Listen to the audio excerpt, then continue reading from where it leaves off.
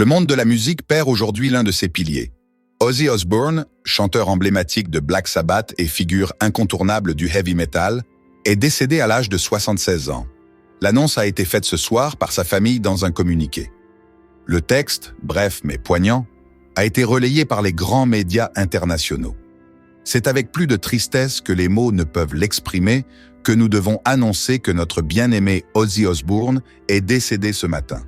Il était entouré de sa famille et baigné d'amour. Nous demandons à chacun de respecter notre vie privée en ces temps difficiles. Celui qu'on surnommait The Prince of Darkness s'est éteint paisiblement, après avoir combattu la maladie de Parkinson pendant plusieurs années.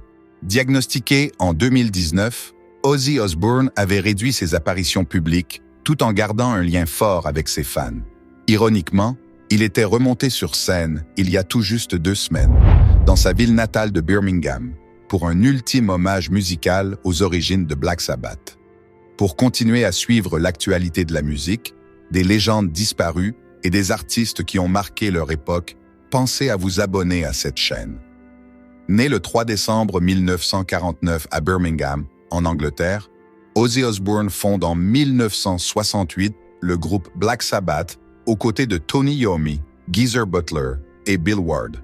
Ensemble, ils vont littéralement poser les bases d'un nouveau genre musical, le heavy metal. En 1970 sort le premier album éponyme du groupe. La chanson Black Sabbath, avec ses riffs lourds et ses paroles occultes, choque autant qu'elle fascine. L'album est un succès immédiat. Il est suivi, quelques mois plus tard, par Paranoid, devenu un classique absolu du rock. La voix singulière d'Ozzy, ses prestations scéniques hantées et son charisme hors norme font de lui un phénomène planétaire. Malgré de nombreuses controverses, il devient une figure culte. Son éviction de Black Sabbath en 1979, causée par ses excès de drogue et d'alcool, n'interrompt pas sa carrière, bien au contraire. En solo, il enchaîne les succès avec des albums comme Blizzard of Oz, Diary of a Madman ou encore No More Tears. Il s'impose comme une légende vivante. Si vous appréciez ces rétrospectives complètes et documentées, n'hésitez pas à vous abonner. Cela nous permet de continuer à vous proposer du contenu de qualité sur les figures majeures de la musique et de l'histoire contemporaine.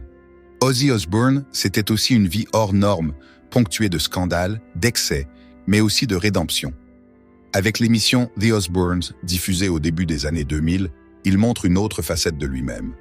Celle d'un père de famille excentrique mais attachant, perdu dans une maison trop grande, dans un monde trop médiatisé.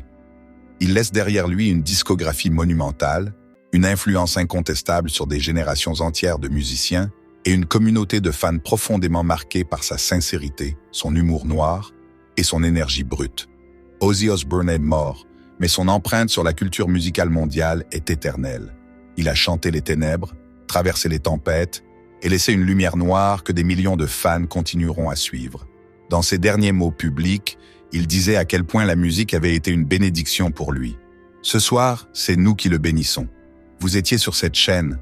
Merci d'avoir suivi cette édition spéciale consacrée à la disparition d'Ozzy Osbourne.